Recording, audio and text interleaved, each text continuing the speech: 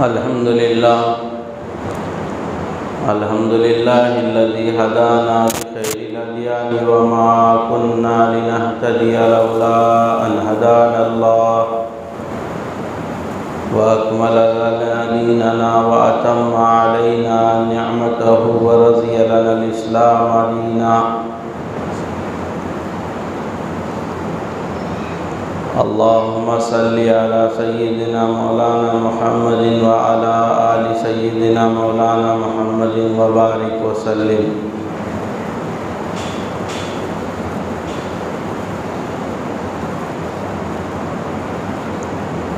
قال الله سبحانه وتعالى: أعوذ بالله من الشيطان الرجيم. بسم الله الرحمن الرحيم. مثل الذين ينفقون في سبيل الله أموالهم كمثل حبة أنبتت 7 سنابل وفي كل سنبلة 100 حبة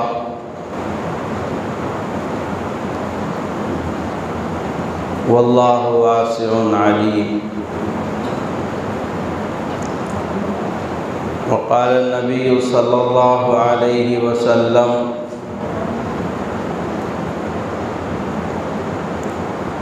اتق الله ولو بشق تمرة. صدق الله مولانا العظيم وصدق رسوله النبي الكريم ونحن على ذلك من الشاهدين والشاكرين والحمد لله رب العالمين. میرے نہایت واجب الاحترام بزرگوں، عزیز ساتھیوں،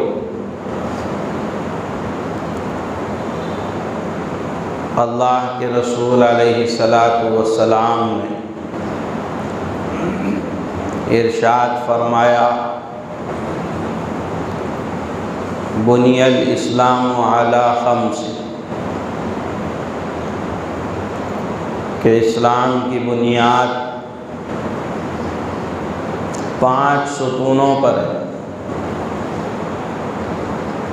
جس طرح کوئی بلڈنگ کھڑی ہوتی ہے تو اس کا وجود اس کے کالموں پر ہوتا ہے کہ سارے کالم پر اس کے چھت کا بوجھ ہوتا ہے. اگر کالم ہی نہ ہو تو پھر چھت قائم ہی نہیں ہو سکتا. تو یہ جو اسلام ہے جو اللہ نے مجھے اور آپ کو دیا ہے، یہ اللہ کا پسندیدہ دین ہے.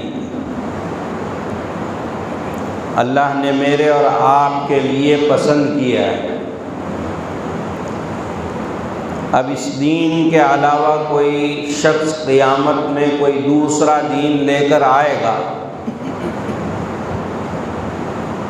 دین اسلام کے علاوہ کوئی اور دین لے کر آئے گا، فَلَن يُقْبَلَ مِنْهُ، کہ وہ دین اس سے قبول نہیں کیا جائے، کہ وہ آخرت میں نقصان اٹھانے والوں میں سے ہوگا. ان الدین عند اللہ الاسلام،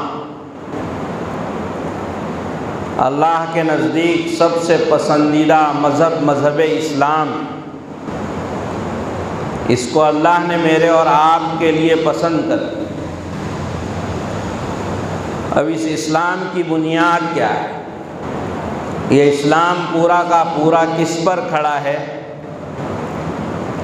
تو اس کو رسول اللہ صلی اللہ علیہ وسلم نے فرمایا: بنی الاسلام علی 5، کہ اسلام کی بنیاد 5 چیزوں پر: شہادت ان لا الہ الا اللہ، یہ کہ تم گواہی دو کہ اللہ کے سوا کوئی معبود نہیں، اللہ کے سوا کوئی خالق و مالک نہیں. اللہ کے علاوہ کوئی حاجت روا اور مشکل کشا نہیں، اللہ کے علاوہ کوئی نفع نقصان کا مالک نہیں، اور وہی عبادت کے لائق ہے، وہی سر جھکانے کے لائق ہے، وہی سجدہ کرنے کے لائق ہے۔ اسی کی حکومت پوری کائنات پر ہے، زمین و آسمان پر ہے، بحر و بر پر ہے، اور جتنی چیزیں ہماری نگاہوں کے سامنے ہیں اور جو ہماری نگاہوں سے اوجھل ہیں، ان سب کا خالق اور مالک اور رازق وہی ہے۔ خالق بھی وہی ہے، مالک بھی وہی ہے، رازق بھی وہی ہے، کہ کسی نے نہیں پیدا کیا، پیدا کرنے والا وہی ہے، اور سب ہم اس کے مملوک ہیں، وہ مالک ہیں۔ ہم اپنے جسم کے ایک حصے کے بھی مالک نہیں، اسی لیے فقہا نے لکھا ہے کہ اعضائے جسم کا بیچنا اور خریدنا یہ دونوں ناجائز، کہ اعضائے جسم کا کوئی حصہ بیچا نہیں جا سکتا اور نہ خریدا جا سکتا ہے۔ اسی لیے جو اسکراپ کے کاروباری ہوتے ہیں وہ بالوں کے بیپاری ہوتے ہیں، اس میں وہ بیچنا اور خریدنا ناجائز ہے۔ اس سے کمائی ہوئی پونجی وہ اپنی اولاد کو کھلانا وہ حرام ہے، وہ خود ہی حرام ہے، ناجائز ہے، اس لیے کہ یہ ہماری ملکیت نہیں۔ اسی لیے فقہا نے لکھا خودکشی کرنا حرام ہے۔ اللہ نے فرما دیا، احادیث مبارکہ میں وعیدیں آئی، کیوں؟ کہ یہ جان تیری نہیں ہے، یہ تو جان کا مالک نہیں ہے، یہ جان اللہ کی دی ہوئی ہے، کہ وہی خالق ہے اور وہی مالک ہے اور وہی رازق ہے، کہ روزی دینے والا بھی وہی ہے، کہ یہ بنیاد ہے شہادت ان لا الہ الا اللہ، کہ میں گواہی دیتا ہوں اللہ کے علاوہ کوئی عبادت کے لائق نہیں، وہی معبود برحق۔ یہ اسلام کا یہ پہلا ستون ہے۔ اس کے بعد اللہ کے رسول صلی اللہ علیہ وسلم نے فرمایا وَإِقَامِ الصَّلَاةِ، اسلام کا جو پورا کا پورا ڈھانچہ کھڑا ہوا ہے، اس کی عمارت کھڑی ہوئی ہے، وہ 5 بنیادیں ہیں، اس کی 5 ستون ہیں اس کے، کہ پہلے کلمہ شہادت کا اقرار کرنا، دوسرا اقام الصلاۃ، کہ نماز کو قائم کر، قیام صلاۃ کا حکم دیا گیا کہ نماز کو قائم کرو، یہ نہیں کہ جب جی چاہا پڑھ لیا اور جب جی چاہا چھوڑ دیا، اپنے مزاج کے تابع بنا دیا اس اللہ کے حکم کو، کہ مرضی کے تابع کر دیا اس اللہ کے حکم کو، جی چاہا تو پڑھ لیا اور جی چاہا تو چھوڑ دیا۔ تھوڑی طبیعت نڈھال ہو گئی، سو گئے، اب اللہ کے اس حکم کی کوئی پرواہ نہیں کہ کتنا بڑا حکم اللہ کا ہے، نماز پڑھنے کے بجائے یا اقامت صلاۃ کا حکم دیا کہ اقامت صلاۃ تمہاری زندگی میں ہونی چاہیے، یہ دوسرا ستون۔ اور تیسرا ستون وہ ایتاء الزکوٰۃ، کہ زکوٰۃ کا حکم۔ زکوٰۃ کہتے کس کو ہیں؟ زکوٰۃ کہتے ہیں تطہیر کو، پاک کرنے کو، میل کو الگ کر دینا۔ جس طرح جسم میں انسانی گرد آلود ہو جاتا ہے اور اس کا بدن پر گرد و غبار جم جاتا ہے، تو اس کو پاک کرنے کے لیے ہم لوگ صابن اور دوسری چیزوں کا استعمال کر کے اس میل کو الگ کرتے ہیں، تاکہ اس میل کے لگنے کی وجہ سے میرے جسم کو کوئی بیماری لائق نہ ہو جائے، کوئی خراش اور خارش نہ ہو جائے، اس لیے اس سے پاک ہو جاتے ہیں۔ پھر جب اس سے پاک ہو جاتے ہیں تو اطمینان ہوتا ہے کہ جسم سے گندگی اور یہ میل کچیل الگ ہو گیا۔ اب سکون آدمی محسوس کرتا ہے، اپنے اندر ریلیف محسوس کرتا ہے کہ اس نے غسل کر لیا، کہ میل کو الگ کر لیا۔ کپڑا میلا ہو جائے تو اس کو دھل کر اس کا میل الگ کیا جاتا ہے۔ جسم گندا ہو جائے، جسم میں میل کچیل جم جائے تو صابن لگا کر نہا لیا، اب وہ پاک صاف ہو گیا، اب وہ صاف ستھرا نظر آنے لگ گیا۔ ایسے ہی کپڑے گندے ہو گئے، میلے ہو گئے تو اس کے صاف ستھرائی کے لیے صابن استعمال کرتا ہے، سرف استعمال کرتا ہے، پھر وہ کپڑے نئے جیسے لگنے لگتے ہیں، پھر اس کو وہ استعمال کرتا ہے۔ تو ایسے ہی یہ جو زکوٰۃ ہے، اس کو جو اللہ رب العزت نے فرض قرار دیا، اور سب پر فرض نہیں، سب پر فرض نہیں ہے، ایک مخصوص طبقے پر جو ایک مخصوص مقدار کا مالک ہو اور اس مخصوص مقدار پر سال بھی گزرا ہوا ہو، تب اللہ کا حکم آتا ہے کہ جو شخص ایک مخصوص مقدار جو شریعت نے بتائی ہے اس کا وہ مالک ہے، اس ملکیت میں وہ سال گزر چکا ہے، اس پر وہ سال ختم ہو گیا، تو اب اللہ کی طرف سے اس کی طرف حکم متوجہ ہوتا ہے، حکم الہی، کہ اب اس میں زکوٰۃ دو۔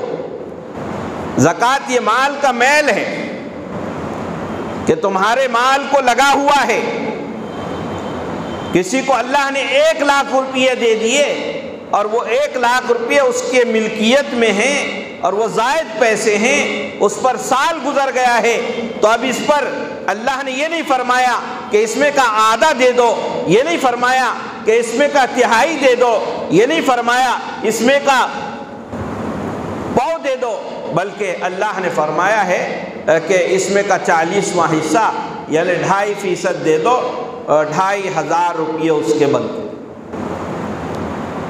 اگر وہ دینے والا اللہ اگر یہ کہتا کہ تم 1,00,000 میں سے 50 دے دو تب بھی ہم کو دینا ہی چاہیے، لیکن وہ اللہ ہے اور جس نے ہم کو دیا بھی ہے اور دے کر وہ کہہ رہا ہے کہ ہم پورا نہیں مانگتے، ہم تو آپ سے تھوڑا سا اس میں مانگتے ہیں، وہ بھی ہمارے لیے نہیں مانگتے ہیں کہ ہمیں اس کی کوئی ضرورت نہیں ہے، ہم تو تم سے جو مانگ رہے ہیں وہ تمہارے ہی دوستوں کے لیے، رشتہ داروں کے لیے، اعزاء و اقارب کے لیے مانگ۔ لیکن کوئی آدمی یہ سمجھے کہ یہ میرا کمایا ہوا مال ہے، میری ہنر اور دانش مندی سے حاصل کیا ہوا یہ مال ہے، میں کیوں لوگوں کو دوں، میں اس میں سے کیوں خرچ کروں، میں کما کر دوسروں کو کیوں دوں،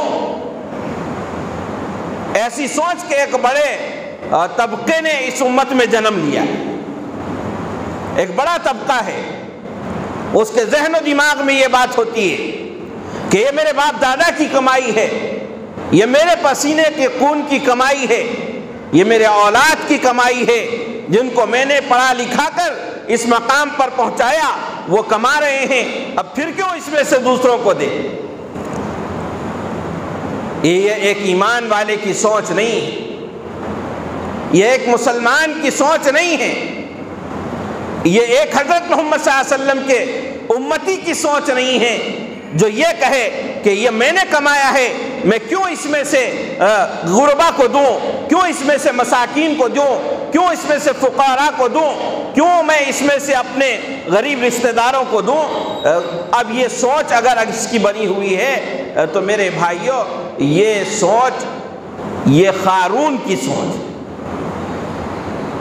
یہ سوچ فرعون کی سوچ، یہ سوچ وہ منافقین کی سوچ ہے جو مدینہ منورہ میں رہتے تھے، یہ وہ لوگوں کی سوچ ہے جو مکہ مکرمہ میں رہتے تھے.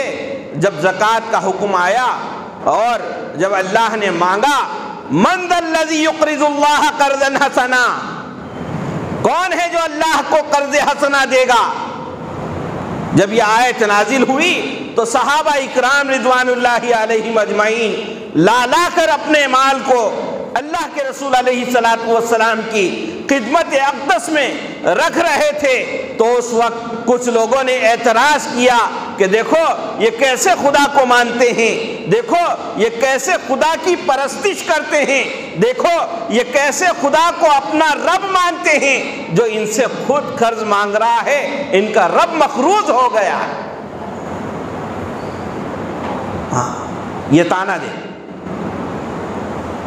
یہ تانا دیتے تھے مشرکین اور منافقین. ویسے رب کی عبادت کر کے کیا فائدہ، جو بندوں سے مانگے. یہ اعتراض مسلمانوں، لیکن وہ اللہ کے بندے تھے. ہر اعتراض سے اپنے آپ کو الگ رکھ کر جو حکم خداوندی آتا، جو رسول اللہ صلی اللہ علیہ وسلم کی طرف سے ان کو حکم ملتا، اور اس کو بجا لانے میں ذرہ برابر بھی وہ تعامل نہیں کہ وہ دے دیتے، ان کی حیثیت سے زیادہ دے دیتے تھے. اپنی ضرورت پر وہ دوسروں کو ترجیح دیتے تھے. وہ تو اس مقام پر تھے. پوری جماعت صحابہ وہ اپنی ضرورت پر دوسروں کو ترجیح دیتے تھے. یہاں تو میرا اور آپ کا حال یہ ہے کہ اللہ نے مال دیا ہوا ہے، لاکھوں روپے کے مالک ہیں، اور بیوی کئی تولے سونا اس کے ملکیت میں ہے، اولاد کا الگ اکاؤنٹ ہے، ان کی بھی ملکیت میں کئی بینک بیلنس ہے، اور زمینات ہیں، پلاٹس ہیں، اور شادی کے لیے بیٹی کے واسطے خرید کر رکھا ہوا سونا ہے. نہ ان کے مسائل پوچھنے کی ہمیں توفیق ہوتی ہے، نہ ان کا حساب کر کے زکوٰۃ نکالنے کی ہمیں توفیق ہوتی ہے. بس رمضان المبارک آ گیا تو کچھ اللہ کے بندے زکوٰۃ نکالتے ہیں، جن کا فیصد میں سمجھتا ہوں کہ ایک بہت مشکل سے 5% نکلے گی. 5% جو حساب کرتے ہو اپنی پراپرٹی کا، جو حساب کرتے ہو اپنے مال تجارت کا، جو حساب کرتے ہو اپنے اکاؤنٹ کے اندر کتنا پیسہ نقد ہے، جو حساب کرتے ہو اپنے گھر کے اندر سونا کتنا موجود ہے، چاندی کتنی موجود ہے، اس کا حساب کر کے الا ماشاء اللہ کچھ اللہ کے بندے ہوں گے، مجھے اس سے انکار نہیں، جو حساب کرتے ہوں گے. لیکن اکثریت کا حال یہ ہے، اکثریت کا حال یہ ہے جو نمازی بھی ہیں اور تلاوت بھی کرتے ہیں اور حج و عمرہ بھی کرتے ہیں، متشرع بھی نظر آتے ہیں، جبہ کبہ بھی پہنے ہوئے ہیں، لیکن زکوٰۃ کے معاملے میں بڑی تساہلی وہ برتتے ہیں. کوئی حساب کتاب نہیں، ایک اندازے سے نکال لیا. یاد رکھنا اگر 1 روپیہ بھی آپ کے 1000 روپیے کے اندر زکوٰۃ کا مل گیا تو وہ آپ کے 1000 کو برباد کر کے رکھے گا. آپ روڈ پر آئیں گے، کل کو آپ واویلا مچائیں گے کہ یہ کیا ہو گیا، یہ کچھ نہیں ہوا. اس زکوٰۃ کے 1 روپیے کی نحوست ہے جس نے تجھے بلڈنگ سے روڈ پر لا کر کھڑا کر دیا، شو روم سے فٹ پاتھ پر لا کر کھڑا کر دیا. کبھی اس کی طرف ہمارا ذہن و دماغ نہیں جاتا کہ اللہ نے یہ سارا مال دیا، سارا مال دے کر اللہ نے اس میں سے آدھا نہیں مانگا، اس میں سے پون نہیں مانگا، اس میں سے پاؤں نہیں مانگا، 40واں حصہ مانگا ہے. 40ویں حصے کو دینے میں بھی ہماری جان نکلتی. خود محاسبہ کر لیں یہاں جتنے بیٹھے ہیں، کیا ہم نے حساب لگا کر کبھی زکوٰۃ نکالی؟ اس کی ضرورت محسوس کی ہم نے؟ الا ماشاء اللہ.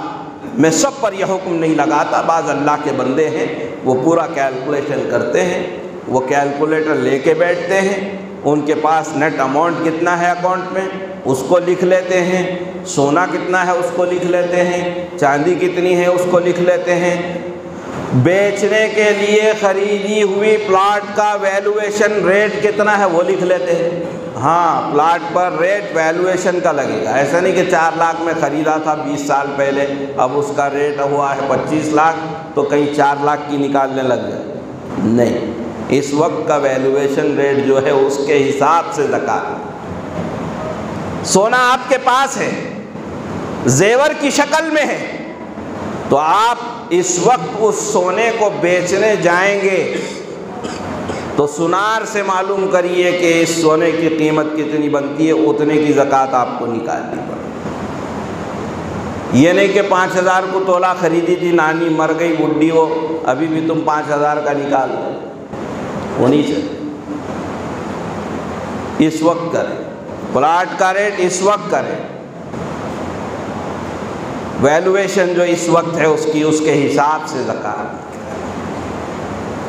بچی کی شادی کے واسطے آپ نے سونا لے کر خرید کے گھر میں رکھا ہے، اس پہ بھی زکوٰۃ دینی پڑے گی. وہ آپ کی ملکیت ہے اور آپ نے بچی کو مالک بنایا ہے تو پھر بچی دے گی. سونے کی تو مالک عورت ہی ہوتی ہیں. میں اکثر کہتا ہوں کہ مالدار عورتیں ہیں، شوہر غریب ہیں، ان مالدار عورتوں کی زکوٰۃ اب غریب شوہر نکال رہے ہیں. اب غریب شوہر نکال رہے ہیں، نکالنا پڑے گا، اور نکال دے گا شوہر، بیوی کی زکوٰۃ تو ادا ہو جائے گی. تو اس بات کو ذہن میں رکھیں کہ یہ اللہ کا حکم ہے کہ اسلام کی بنیاد ہی ان 5 چیزوں پر فرمائی ہے. شہادت اللہ الہ الا اللہ وَإِقَامِ الصَّلَاةِ وَإِيتَاءِ الزَّكَاةِ، کہ اس نے سب کچھ دیا اور سب کچھ دے کر وہ پورا نہیں مانگ رہا ہے، اور وہ بھی اپنے لیے نہیں مانگ رہا ہے بلکہ وہ آپ ہی کے ساتھ رہنے والوں کو آپ ہی دے دو، ہمیں دینے کی کوئی ضرورت. اور اس کا بدلہ کیا ملے گا؟ ایک عام مثال دے کر اللہ تعالیٰ نے بات سمجھائی کہ ان پڑھ سے ان پڑھ آدمی کو بات سمجھ میں آ جائے. مثل الذین ينفقون فی سبیل اللہ، کہ جو لوگ مثال دے رہے، مثل الذین، ان لوگوں کی مثال، ينفقون فی سبیل اللہ باموال، اپنے مالوں کے ذریعے سے وہ صدقہ خیرات کرتے ہیں، وہ دیتے ہیں اللہ کے راستے، فی سبیل اللہ، اللہ کے راستے میں دیتے. فرمایا کمثل حبۃ، وہ اس ایک دانے کی طرح ہے. دانہ ہوتا ہے کہ دانے کو کسان زمین میں ڈال دیتا ہے، پھر اس دانے سے ایک پودا نکلتا ہے، اور وہ پودا نکل کر وہ بڑھنے لگتا ہے، پھر اس پر پھول آتے ہیں، پھر اس پر پھل لگ جاتے ہیں. بعض پودے وہ ہوتے ہیں جن میں بالیاں لگ جاتی ہیں کہ ان بالیوں میں فرمایا کمثل حبۃ وفی کل حبۃ مئۃ حبہ، کہ ہر بالی 7 سنابل، فرمایا کہ ہر دانے سے ایک پودا نکلتا ہے اور اس پودے پر 7 بالیاں لگ جاتی ہیں، اور ان 7 بالیوں میں ہر بالی کے اندر 100 دانے لگ جاتے ہیں. تو کتنے ہوئے؟ 700. یہ مثال دے کر اللہ نے سمجھایا کہ دیکھو تم 1 روپیہ دو گے، تم 1 دینار دو گے، تم 1 درہم دو گے تو یہ ہمارے اکاؤنٹ میں آئے گا، اور ہمارا بینک ایسے ہے وہ ڈوبنے والا نہیں ہے، وہاں دھوکہ نہیں ہوگا، وہاں کسی قسم کا خدشہ نہیں ہے، وہاں تو بڑھتا ہی چلا جائے گا. اور کتنا بڑھے گا کہ 700 گنا بڑھے گا. 700 گنا. کون کہہ رہا ہے؟ اللہ کہہ رہا ہے کہ اس سے زیادہ کوئی سچ بولنے والا نہیں، اور اس سے زیادہ کوئی وعدہ وفا کرنے والا نہیں. ان اللہ لا یخلف المیعاد، کہ وہ اللہ وہ وعدہ خلافی نہیں کرتے ہیں، وہ وعدہ کرتے ہیں تو اس کو پورا کرتے ہیں. 700 گنا بڑھا کر دے دیں گے. 700 گنا. آپ لوگ کیا بات ہے پیچھے بیٹھے ہیں؟ آپ ہی سے کہہ رہے ہوں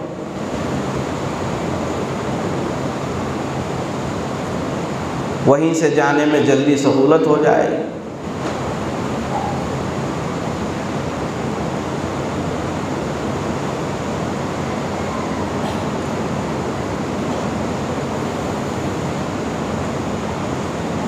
تو ایک دانے سے 7 بالیاں اللہ نے بنائی، 7 بالیوں سے اللہ نے ہر بالی کے اندر 100 دانے 700 گنا، اور پھر فرمایا یہ 700 گنا تو مثال دے کر سمجھانے کے لیے کہ اتنا ہم بڑھائیں گے۔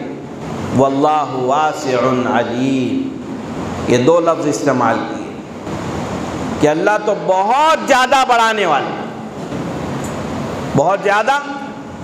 پھر اللہ نے اپنی صفت ذکر فرمائی علیم، یہاں پر صفت علیم ذکر فرمائی۔ مفسرین نے لکھا کہ اللہ تو علیم جاننے والے ہیں، یعنی دلوں کو۔ پھر جس کا جتنا اخلاص ہوگا اللہ رب العزت اس میں اتنا اضافہ کر دے۔ جتنا دینے میں تم مخلص ہوگے، ریا سے پاک ہوگے، شہرت سے پاک ہوگے، نام و نمود سے پاک ہوگے، تو جتنا تمہارے اندر اخلاص ہوگا اللہ رب العزت تمہارے اجر کو بڑھاتے چلے جائیں گے۔ تم تصور بھی نہیں کر سکتے کہ تمہارے 1 روپیے کے بدلے میں اللہ تم کو کل قیامت میں کیا دے، کہ بڑھائیں گے۔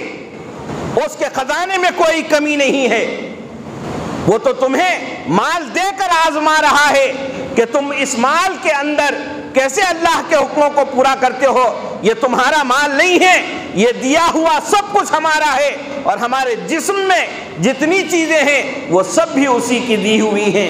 وہ دے کر آزماتے ہیں کہ بندہ میرا لے کے میرے مال کو اس میں سے کچھ دیتا ہے یا نہیں دیتا ہے۔ جس طرح باپ آتا ہے باہر سے مٹھائی لے کر آتا ہے، سارا ڈبہ اسی کا لایا ہوا ہے، وہ لا کر اپنے بچے کو، چھوٹے معصوم کو دیتا ہے، اور وہ بچہ ڈبہ کھولتا ہے تو پھر وہی باپ، بیٹا مجھے نہیں دو گے، بیٹا مجھے نہیں دو گے، بیٹے میرے کو نہیں دیتے، تو وہ اس طرح کہتا ہے۔ جب وہ بیٹا اس میں سے ایک تھوڑا سا، صرف اتنا دوں گا ابو آپ کو، وہ اتنا سا دیتا ہے تو باپ خوش ہو جاتا ہے کہ وہ اس لیے خوش ہوتا ہے کہ میرے بیٹے نے میرے ہی دیے ہوئے میں سے میرے کو دے رہا ہے، لیکن اس کردار اور اخلاق اور اس کے مزاج کی وجہ سے وہ خوش ہوتا ہے۔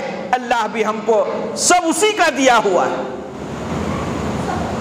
ہمارا کچھ نہیں۔ کوئی آدمی یہ سمجھتا ہے رات دن کے خون پسینے سے میں کمایا ہوں، تو وہ سن لے یہ صفت قارونیت ہے۔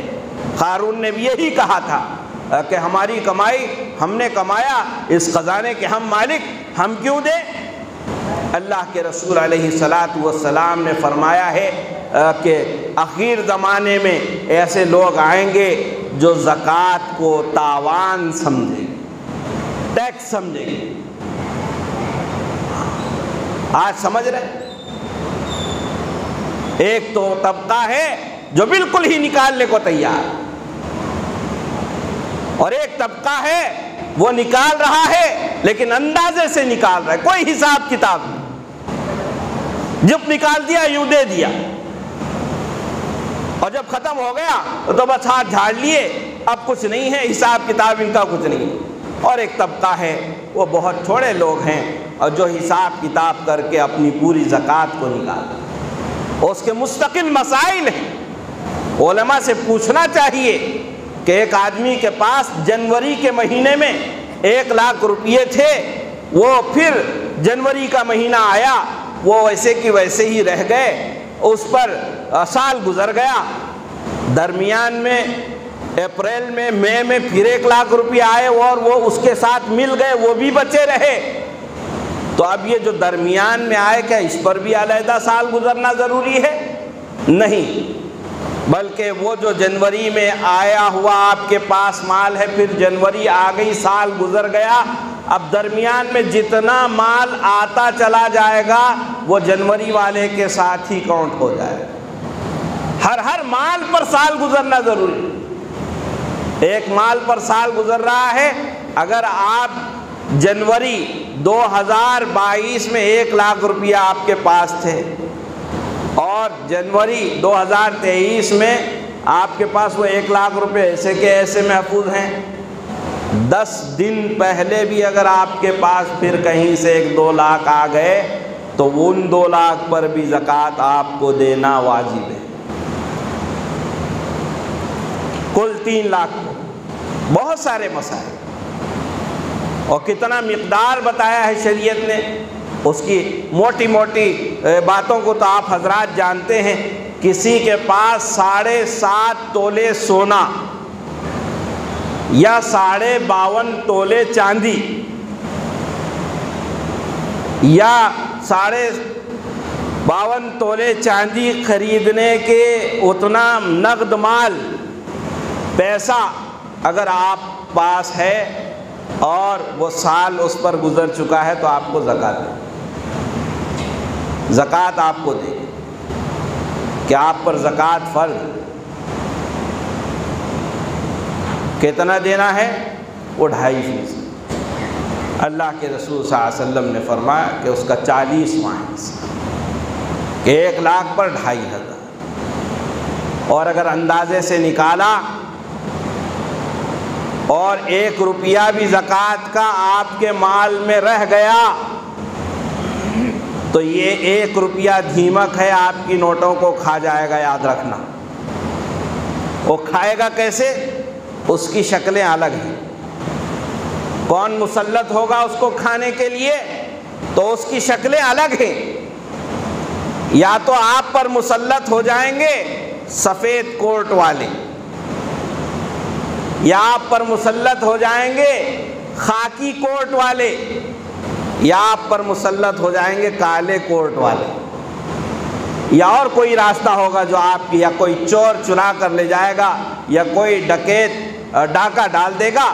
اس کی شکلیں کیا ہوں گی وہ اللہ ہی بہتر جانتے ہیں، لیکن یہ بات ہے کہ زکوٰۃ کے مال میں، زکوٰۃ کا مال اگر اپنے پاک مال میں مل گیا تو وہ برباد کر کے رہے گا۔ اس لیے بھائیو، اللہ رب العزت نے اللہ کے رسول صلی اللہ علیہ وسلم کے ذریعے سے فرمایا، بنی الاسلام علی 5، اسلام کی بنیاد 5 چیزوں پر ہے: شہادت اللہ الہ الا اللہ، اقام الصلاۃ و ایتاء الزکاۃ و صوم رمضان والحج۔ یہ 5 بنیاد کہ اللہ رب العزت نے رمضان المبارک میں ایک مزاج بنا دیتے ہیں کہ اللہ کے راستے میں خرچ کرنے کا۔ ابھی رمضان المبارک چل رہا ہے، آپ اپنے مالوں کا حساب کریے اور حساب کر کے اس کا زکوٰۃ نکالنے کا اپنا پورا نظام بنائیے، اور کہاں دینا ہے اس کے مصارف زکوٰۃ بھی شریعت نے بیان کیے ہیں۔ اس میں غربہ ہے، مساکین ہیں، اپنے رشتہ داروں کے اندر یہ سارے مصارف ہیں۔ پہلے اپنے رشتہ دار ہیں، پہلے رشتہ دار ہیں، ان کا خیال، یہ اپنے رشتہ داروں کا تو کوئی خیال نہیں کر رہا ہے اور لے جا کر ایسی جگہ دے رہا ہے جہاں نام و نمود ہو جائے، جہاں شہرت ہو جائے۔ بہت سارے لوگ اپنے کام کرنے والی کو زکوٰۃ کے پیسے دیتے ہیں۔ سن لے، یہ بہت زکوٰۃ کے پیسے دے دیے اور اس سے کام اگر زیادہ لے لیا یا کسی وقت میں وہ نہیں آئی، بہت بدماش ہوئی۔ رمضان میں اتنا خیال کرے ہم اس کا، دیکھو آ رہی نہیں، دیکھو اگر یہ لفظ بولا تو تمہاری زکوٰۃ نہیں ہوگی، یہ لکھ کے رکھ لیں، زکوٰۃ ادا نہیں ہوئی، آپ پھر سے زکوٰۃ ادا کر دیں، اس سے کام جا۔ بہت سارے لوگ اپنے مزدوروں کو زکوٰۃ دیتے ہیں، پھر وہ زکوٰۃ کے دیے ہوئے اس عمل کو یاد دلاتے، ہم نے تمہارا خیال نہیں کیا رمضان میں۔ ارے تو کیا خیال کرے گا؟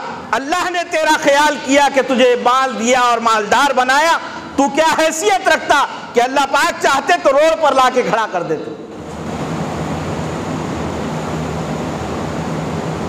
خیال کرنے کو یاد دلاتا ہے، کبھی اللہ نے یاد نہیں دلایا، اللہ نے کبھی یاد نہیں، کتنا دیا کبھی یاد نہیں۔ لا تبطلوا اعمالکم بالمن والعذا، کہ اپنے اعمال کو اکارا مت کرو، برباد مت کرو، احسان جتلا کر۔ تم کوئی احسان نہیں کر رہے ہو دے کر، اللہ نے تم پر احسان کیا ہے جو تم کو دینے والا بنایا. اگر تم اس پر شکر نہیں کرو گے تو پھر وہ وقت دیر نہیں لگتی آنے میں کہ تم دینے والے مانگنے والے بن جاؤ. اس لیے دے دیا کرو. اور کہاں دینا ہے؟ اس کے مصارف ہیں، انہی میں مدارس اسلامیہ بھی ایک مصرف ہے.